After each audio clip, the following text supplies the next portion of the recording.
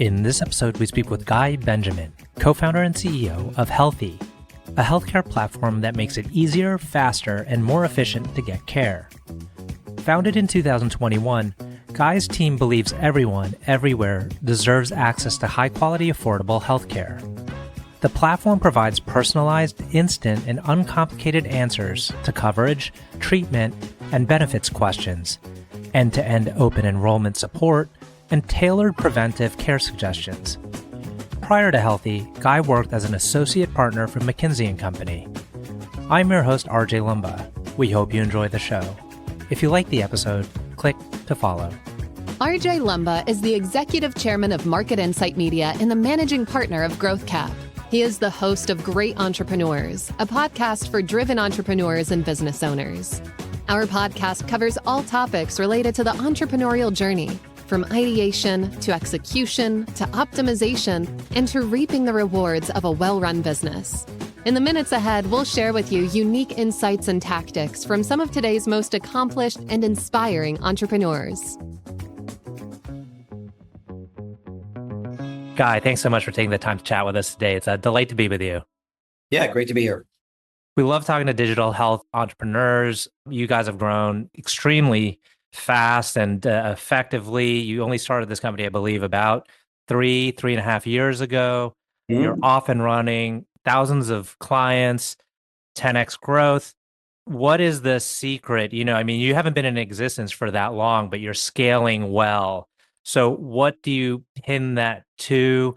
Are you a natural entrepreneur? Are things intuitive to you? How do you think you've been able to do it so far? Yes, first of all, no, I'm not a natural entrepreneur. It's my first company. I think what really allowed us to grow so fast and in this space is a combination of a few things. One, which is the most important thing, is I think we have an amazing set of people, right? Like we are hyper focused on our people, our talent, bringing the best people that we can, keeping them challenged and growing. So I think that's one. Our culture is really around that, like how to help people just keep growing. One of our values is ever rise, right? Always keep thinking about how you can grow. The second thing I think is the problem we're solving, right? It's a problem that everybody has in the US, right? There's 165 million Americans that are covered by their employer, and they have no clue how to pick a plan. They have no clue how to navigate their benefits, what to do with it, how much it's going to cost them, and so many other problems. So I think the problem we chose to tackle, other than being a huge problem with an unlimited market, it's something that everybody can relate to. And the third thing is our product. I think we took a strategy that is very different than our competitors. And it's different in, I think, two levels. One is the breadth of the problem we're trying to solve. So we're not trying to solve a piecemeal of the journey of healthcare. We're really tackling everything from picking a plan to navigating your benefits, to talking to a doctor, to finding medication, to claims, to billing. It's really across the board. So I think it's kind of like this is a different strategy. Most of our competitors that are building a point solution, we're building a platform. Mm-hmm. And the second thing, which again is a strategy that I think we were lucky to kind of like think about it in the beginning, which is AI first. A lot of our competitors are building these like call centers or support teams. The day we started the company, it was all about AI, self-serve, not to count on humans to do things that we believe that AI can do usually better, which is just extracting data and providing it to you. We're not trying to replace you as the decision maker, but we're trying to give you all the relevant data to make a smart decision and to be a smart healthcare consumer, right? Mm-hmm. So those two strategies, I think, really helped us grow. It helped us be kind of market leaders, I think, today in the AI space in healthcare. So those are I would say the three things: the people who are exceptional, the problem, which is just, again, unlimited market, and then the solution that is, I think, very different than what we're seeing in the market. Let's go to the first part of that, the people, the culture. That's arguably the most important. How were you able to kind of develop leadership skills? I know you were in the Israeli Air Force, you were at McKinsey, both of those places for long periods of time. How did that inform how you bring a group together towards a common mission? Yeah, so I think what I learned in both of those places, in the Air Force and in McKinsey, and there's different learnings in each one, but the first thing is that to understand that I don't know everything. And I'm never going to be a good sales leader. I'm never going to be a good marketing person. I'm never going to be a good HR person or a product person, right? What I really focused on is surrounding myself with people that are much smarter than me, everyone in their own domain, right? So that's the first thing, being exceptional talent for leadership of people who know their thing, they know their domain, right? But then there's one more thing. It's not just bringing those people, it's giving them the freedom and the authority and responsibility to go and do their thing, right? I'm never going to tell our VP R&D, what language we should code. I'm never going to tell our VP sales of where we should be hire or what type of people we should hire. Our VP product, she's never going to hear from me things that it's in her domain, same as our like head of design or any one of our leaders. And I think those two things of not just bringing exceptional talent that is united around one mission, which is to help people be healthier and make access to healthcare effortless, but also let them run free. I will give the vision, I will focus us when we need to be, but I'm not going to go into mundane or micromanaging of how things need to be because I'm not an expert. Sometimes that talent and ability to lead in an environment is contextual. So how did you know when you're hiring on the front end, these leaders who would have so much responsibility that they were indeed the right fit for your company? Yeah, so it's a good question. Look, I made a ton of hiring mistakes, probably more mistakes than the right choices. And I think what I learned along the way is what is a good fit for what we need and what is not a good fit, right? I've never hired bad people. I've just hired people who are not a good fit, that we were not a good fit for them or the other way around, right? I've always hired really good people, but in a startup, you need people that are, for example, resilient. They need to be able to fail in the morning, and then by the afternoon, they're already off to the next thing after learning from that failure, right? Fail fast, learn faster. You need people that are optimistic and that they know how to kind of focus on what the possibility and what is the potential, right? Nobody knew a year ago we're going to have a 10x growth year, right? Like no card was kind of like telling us that, but it happened. And it happened because we're very optimistic and focused on the mission.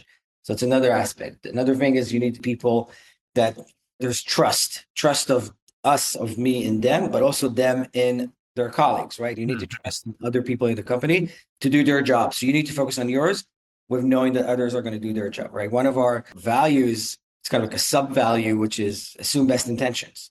We're always assuming that we're all on the same team. We're all trying to help each other out. We're all trying to make this successful. Once you don't assume best intention within a company, it really becomes problematic because you're always thinking about what the other person is doing.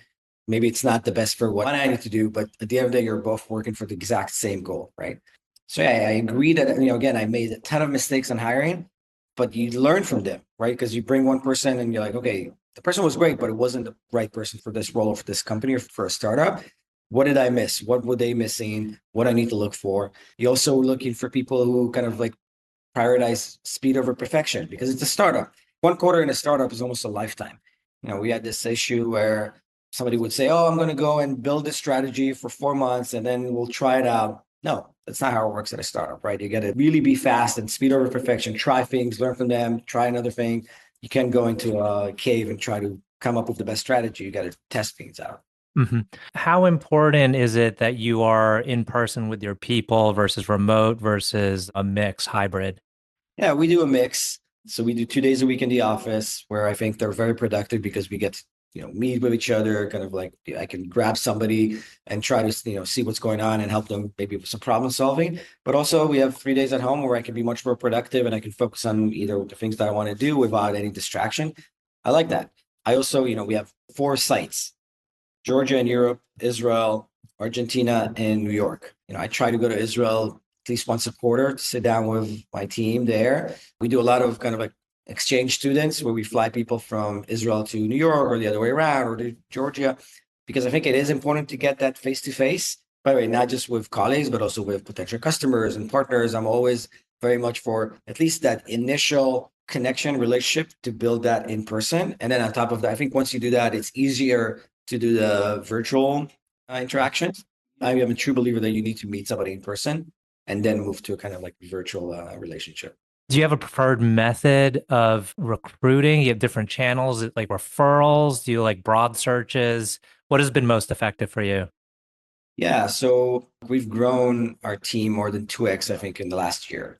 And referrals have always worked really well for us, right? So we do that. We have obviously do some more broad research, and we're very, very particular in who we want to bring to the company. But I think we're also fortunate that we have a really cool vision, right? Like, and some people wake up in the morning and they can tell themselves, like, "Hey, I'm helping people be healthier. I'm helping people save money. I'm helping people live their best life by being healthier," right? So it's easy to recruit that way because it's easy to get around that mission or that vision. But yeah, but we're kind of like broad search, but trying to find the right mix of talent. We also don't want to hire the same person, right? Like we're the same type of person. We want to have multiple opinions around the table, diversity. I think that's important as well. Now, your first time entrepreneur, but did you show signs of entrepreneurship growing up? I think I always knew that I want to start something of my own. When I was in the Air Force, I would do like, try to kind of come up with projects or even missions to kind of like lead and, sometimes kind of find ways to kind of find my area where I can be an entrepreneur. So yeah, it's something that has always been in my, back of my mind and stuff that I've done within those, frames of the Air Force or McKinsey. But this is my first time really kind of taking it from, owning a company and leading a company together with my partners. And it's been amazing. It's been 3.5 years of crazy ride. There is a portion of consultants that go on to be entrepreneurs, but it's probably a small portion. What do you think helped you from your McKinsey experience that was applicable to business Yeah. building? I think McKinsey is a wonderful place and it's an amazing school. It's a school. I think you learn so much from that. But I felt at McKinsey that it's time to graduate and it's time to go and not just consult, but actually do. And for me, what I learned at McKinsey was, first of all, how to think broad, how to kind of like think about strategy, vision, how to take a problem and dissect it in a way where, okay, let's actually find the root cause of it and how to go solve it. You also learn how to just interact with very, very senior people, right? Like I had clients who were CEOs of Fortune 500 companies, and you figure out, okay, what's important for them, how to get their attention, how to make sure that the message comes across. I do a lot of public speaking and, sales calls and investor calls. And I think my whole way of kind of like dealing with those is what I learned from McKinsey. I've never done it before McKinsey, right? And then also McKinsey, you basically sometimes at the beginning, the first few years, you change a project or an industry every 3 months. So you got to learn, first of all, how to get acquainted with like a new industry, but also be comfortable with that fog at the beginning of the unknown, right? Because you start a new project, you know nothing about the industry, you know nothing about the client, nothing about the situation or the problem. And the first 2 weeks, you're kind of like in a fog, but you got to be comfortable with it. And I think a startup is a constant fog. I have no clue how our next year is going to look like. It could be much better than we anticipated, which like happened last year. There's a potential that it's not going to be that way, but there's a lot of fog about, we're not Microsoft. We're not like this corporate that knows exactly what's going to happen a year from now. We're more or less where we're going to be on sales, more or less where we're going to be on product. There's a lot of fog that I have to deal with. And just being comfortable with that. It's not easy, by the way, right? Like it's something you really need to train and be comfortable with. This fog is constant. It's interesting. I hosted something over the summer and we had an investor from a fairly big investment firm there. And he was talking about how when they back companies, they really look for the strong leader and maybe a strong second, number two in a command. And the whole organization then forms to support those top two people, because typically in his experience, that's what's led to successful outcomes. Do you feel that you're set up that way? It's really, you're really driving this organization forward, you and maybe one of your colleagues. And then, speaking to this fog, right, you have to have the vision of where to lead everyone. Yeah. So I think in our case, again, as I mentioned, we have a very, very strong leaders that I can maybe point in the direction, but they know how to go conquer it, right? For me, I'm more of like, yeah, let me lay out the vision and bring the resources needed, right? Like when as a CEO, you also have to deal a lot with like bringing funds, right? And or large partnerships. But I think the leadership team is so strong that I don't need to hold their hand, right? They are going to conquer. I think also one thing that we focused on is we want to bring on winners, people who want to win, people who want to succeed, and they're driven by it. And so for me, my job is easy because I don't need to worry about my leaders not knowing where to go or not wanting to win. We're all very, very much focused on that. So towards the tail end of your McKinsey experience, it sounds like perhaps you were thinking like time to graduate, time to go start doing something. Did you start then brainstorming ideas, or was there a specific thing, maybe a serendipitous moment where you said, okay, it is this health plan issue? Yeah. So because I always knew I want to start a company, I wanted somewhere where it does good for society. So I want to do something that does good for society, right? Just focus on something that does good. I also wanted to be in an unlimited market or a very large market, not a niche. I wanted to do it with my friends, and I wanted to be a technology driven company, right? I think Mm. those are like my four things that I wanted to check the box on. And this just all fits the needs, right? Like healthcare, I've had my own issues with accessing healthcare in the US. And at first I thought it was just me being an immigrant and not knowing. But then when I kind of looked deeper, I realized it's a huge issue for everybody where you were born. So I think it's kind of like just everything kind of fell into place of two really good friends of mine were passionate about the same thing. We had an idea, we unlimited market, it does good for society. So it's kind of like all fell into place. Let's touch on one thing before we head into the final two questions. Capital. You've brought in some capital to the company, I think around 60 million perhaps. First, how did you select your investors? And then secondly, what have you seen has been the value that they brought to the table aside from financial capital? It's a really good question. So first of all, how do I select my investors? It's very much on, can I build a deep connection with them, right? I talk to my investors once a week, probably, right, with each one of them. And you want to have a relationship where you want to talk to them, you want to get their advice, you feel like they're adding value, not just like, they're not a burden. So for me, I was looking for investors that I can see a deep connection with, and somebody that I'm not embarrassed to say that I can call a friend.